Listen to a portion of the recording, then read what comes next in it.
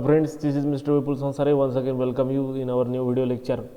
Today we are going to see a new topic related to the physical pharmaceutics, that is optical activity.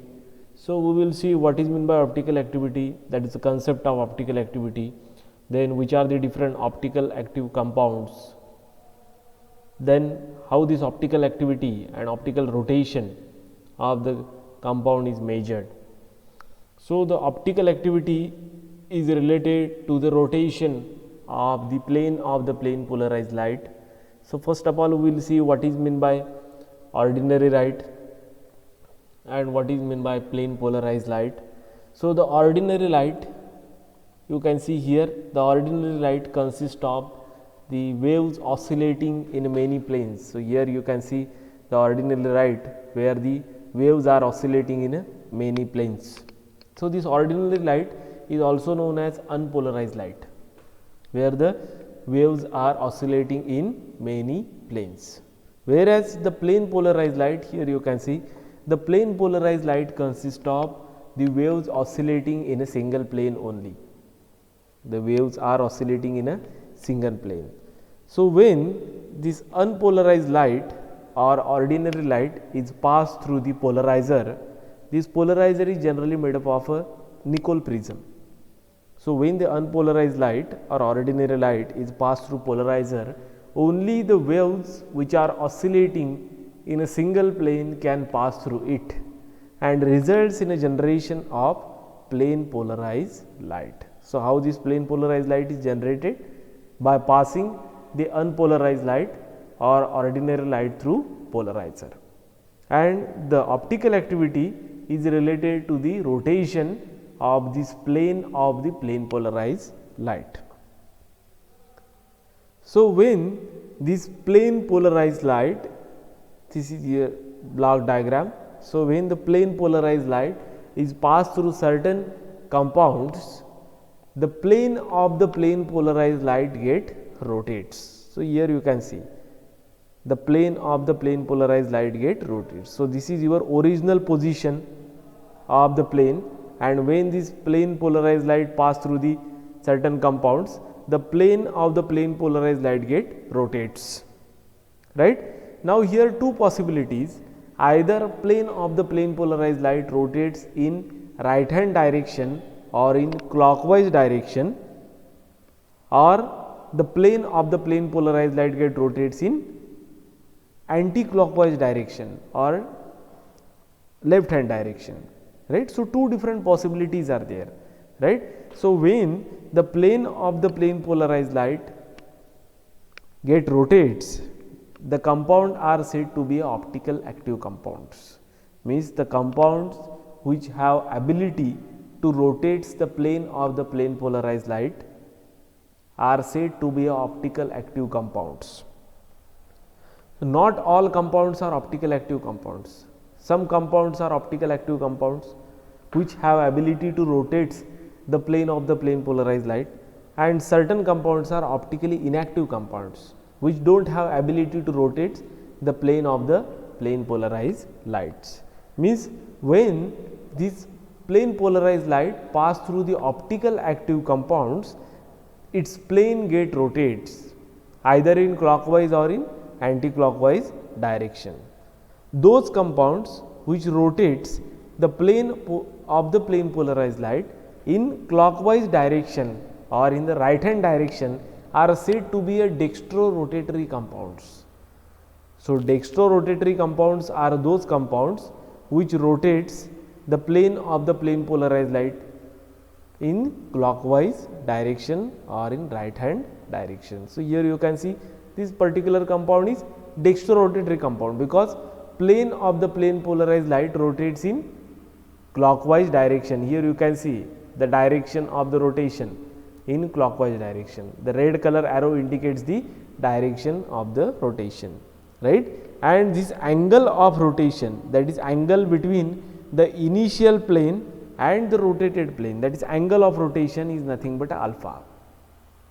And optically active compounds are characterized based on their angle of rotation. How much is the angle of rotation of the optical active compounds? So this angle of rotation is a specific characteristic property of optically active compounds. So this compound is dextrorotatory compounds. The other compounds are levorotatory compounds, means here that is opposite to the dextrorotatory compounds.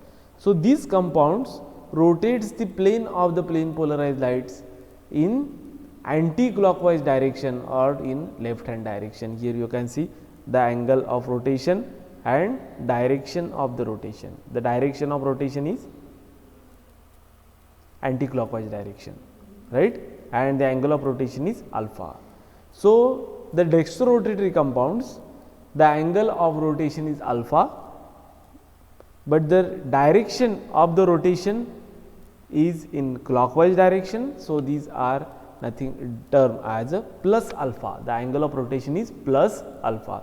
Whereas in case of levorotatory compounds, these compounds rotates the plane of the plane polarized light in anti-clockwise direction. So the angle of rotation is denoted by negative, that is minus alpha. So this is the difference. The plus alpha indicate the dextrorotatory compounds and minus alpha indicate the levorotatory compounds, that is angle of rotations of dextrorotatory and levorotatory compounds. So this is the difference between the dextrorotatory and levorotatory compounds. Now here you can see how these dextrorotatory and levorotatory compounds are denoted. So these dextrorotatory compounds are denoted by plus sign or minus small d, plus sign or small d. So if the compound have prefix the plus indicate these are the dextrorotatory compound, or minus d, small d indicate these are the dextrorotatory compounds. Whereas those compounds which have the negative sign as a prefix or small l as a prefix, these are the levorotatory compounds. Means dextrorotatory compounds rotates the plane of the plane polarized light towards the right hand direction or in clockwise direction. Levorotatory compounds rotates the plane of the plane polarized light in anti-clockwise direction or to the left hand direction. So angle of rotation of dextrorotatory compound is plus, whereas angle of rotation of levorotatory compound is minus. So this is the difference between the dextrorotatory and levorotatory compounds.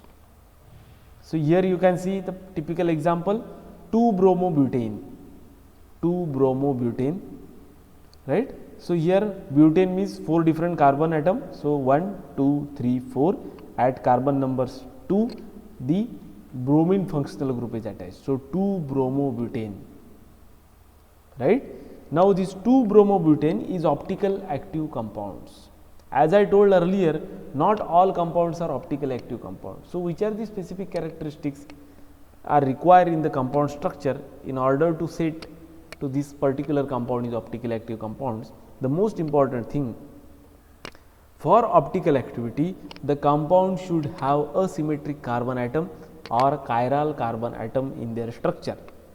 Now what is meant by asymmetric carbon atom? The carbon atom which is attached to 4 different functional groups. So valency of carbon is 4. So the carbon atom which is attached to 4 different functional groups are said to be a chiral carbon atom or asymmetric carbon atom. And if this chiral or asymmetric carbon atom is present in the structure of compound, then that particular compound is said to be a optically active compound. Now here you can see 2-bromobutane. Here the second carbon atom, that is carbon number 2, is chiral carbon atom or asymmetric carbon atom. Why this is asymmetric carbon atom? Because this carbon atom is attached to 4 different functional group. Here you can see the first functional group is CH3 methyl group, the second is bromine, third is CH2 and fourth is hydrogen. So 4 different functional group or atoms are there, right, which is attached to single carbon atom. So this carbon atom, that is carbon number 2, is asymmetric carbon atom or chiral carbon atom. So 2-bromobutane exhibits the optical active. So this is optically active compound, right. Now here minus 2 bromobutane means this isomer is Leo isomer, means this isomer rotates the plane of the plane polarized light in left hand direction or in anti-clockwise direction, whereas plus 2 bromobutane, this is dextro isomer. This compound rotates the plane of the plane polarized light in left hand direction or in clockwise direction. So, angle of rotation of this compound is positive and angle of rotation of this compound, that is minus 2 bromobutane, is negative. So, this is the difference. You can see here the molecular formula is same, but the arrangement of the atoms is different. So, this is the difference between the dextrorotatory and levorotatory compounds. Now, here you can see the lactic acid. This lactic acid is also optically active compound. Here this is the structure of lactic acid. So, the central carbon atom is asymmetric carbon atom, which is attached to 4 different groups. Here you can see one is hydrogen, second is methyl, third is hydroxyl group, and fourth is carboxylic acid functional group. So, 4 different groups are there. So, this is your asymmetric carbon atom or chiral carbon atom. So, this lactic acid exhibits the optical activity and said to be a optical active compound, right. Now, this lactic acid exhibits the optical activity, means this compound have ability to rotate the plane of the plane polarized lights either in clockwise or in anti-clockwise direction. Other important thing, based on the structure, if you know the structure of compound, you can easily understand whether this compound is optically active or not, based on the presence of chiral carbon atom or asymmetric carbon atom. Next, you can find out how much possible optically active isomers are there in a particular compound, based on the simple formula, that is number of optical isomers is equal to 2 raised to n, where n is number of chiral or asymmetric carbon atom in the structure of compound. Number of optical isomers is equal to 2 raised to n. Now, here only one chiral carbon atom is there, so n is equal to 1. So, optical isomers is equal to 2 raised to n, n is 1, so 2 raised to 1 is equal to 2. So, 2 isomers are possible for lactic acid. So, one is dextrorotatory, that is plus lactic acid, and other is levorotatory, that is minus lactic acid. These compounds have 2 different isomers, that is dextrorotatory and levorotatory isomers. This is the important example of optically active compound. Third example, that is 2-butanol, butane all, right. So, suffix is OL, that indicates this compound is alcohol, means hydroxyl group must be there, and butane, that is 4 different carbon. So, 1, 2, 3, 4, at carbon number 2 the hydroxyl group are attached, that is why 2-butanol, right. This 2-butanol is also optically active compound. Why? Because this carbon number 2 is asymmetric carbon atom or chiral carbon atom. So, this carbon number 2 attached to 4 different functional groups or atoms. Here you can see first is methyl group, second is hydroxyl group, third is CH2, and fourth is hydrogen. So, this is your optically active compound because of presence of chiral carbon atom in their structure. Now, 2 different isomers are possible because only one asymmetric carbon atom is there in structure of 2-butanol, right. So, optical isomers is equal to 2 raised to n, and only one chiral carbon atom is there. So, 2 raised to 1, that indicates the 2, means one isomer is dextrorotatory isomer and second isomer is levorotatory isomers. Dextrorotatory isomers denoted by plus 2-butanol, that is plus sign as a prefix, and levorotatory isomer denoted by minus sign as a prefix, right. So, one isomer is a dextrorotatory, that is plus 2-butanol, and second isomer is levorotatory, that is minus 2-butanol, right. So, this is the third example of optical active compound. Now, how this optical activity is measured and how this angle of rotation is measured. So, instrument used to measure this angle of rotation is polarimeter, So either compound is dextrorotatory or levorotatory, means these two possible isomers are there. So the angle of rotation you can measure using polarimeter. We will see the diagram, block diagram of polarimeter. So two different possible diagrams, right. So first important component is a light source which generate monochromatic light, that is ordinary light. Second important component, that is polarizer, which is made up of nickel prism. So third important component is a sample cell, where the optically active sample is placed, that is simple sample cell. Third is analyzer. This analyzer is again made up of nickel prism, and this analyzer have calibrated scale to measure the angle of rotation. And fourth is detector or eyepiece, where you can detect the dark field and bright field. So this light source generate the ordinary light. This ordinary light pass through the polarizer, and only the waves oscillating in a single plane, that is plane polarized light, can pass through the polarizer. So this polarizer is used to generate the plane polarized light. This plane polarized light then pass through the sample, which is placed in the sample tube. So this sample again rotates the plane of the plane polarized light. Here you can see before rotation and after rotation. So this sample rotates the plane of the plane polarized light, and this rotated plane is observed using detector, and analyzer is used to see the scale of angle of rotation. So this is a simple instrument, right. Most important thing here, the wavelength of light generated by light source is important thing. So this is the simple instrument, that is P2000 polarimeter. So this polarimeter, nowadays the digital polarimeters are used, where you can easily find or you can easily observe the angle of rotation in digital scale.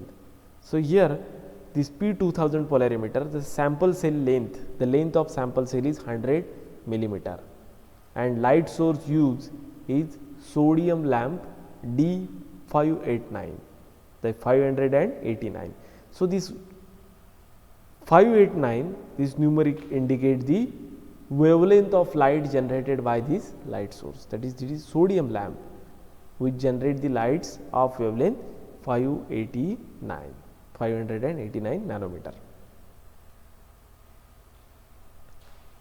So angle of rotated plane of polarimeter is called as optical rotation, and the polarimeter is this apparatus or instrument used to measure this optical rotation. Now most important thing, the optical rotation, that is angle of rotation, is proportional to both cell path length, that is sample cell length, and concentration of a sample which we place in a sample cell, and also depend on the wavelength of light as well as the temperature. The wavelength of light, temperature, then concentration of a sample and path length. So sample path length or the length of sample cell, because path length is equal to the length of sample cell. So four different parameters are there, and those four different parameters must be specified while determining the optical rotation. So just see the brief procedure how this angle of rotation is measured. So first important thing, the suitable optically inactive medium is filled first of all in sample cell. So this optically inactive medium which don't have ability to rotate the plane of the plane polarized light, and the plane polarized light which is generated from the light source and polarizer is passed through then this optically inactive sample. And next important thing, this light is passed through the sample which is optically inactive. So optically inactive media sample don't have ability to rotate the plane of the plane polarized light. So light again oscillating in single plane can pass through this optically inactive medium. And next important thing, the analyzer is rotatable analyzer which is then turned to establish the dark field which is observed through detector. This gives the zero reading because the compound is optically inactive compound. So, this gives the zero reading on the scale, circular scale of analyzer. Next, once you get the zero reading, in next step the optically active compound, the compound which under the test for which you have to determine the angle of rotation. This compound is placed in sample tube and plane of the plane polarized light pass through the sample. Now, this optically active sample we have placed. So, the plane of the plane polarized light passing through the sample get rotates, the most important thing, because in second step we have placed the optically active compound. So, plane of the plane polarized light get rotates, or compound rotates the plane of the plane polarized light, because the compound is optically active compound. Next, again the analyzer is turned to establish the dark field, and the angle of rotation is basically measured on the circular scale of the analyzer. So, this is the procedure of determining the angle of rotation.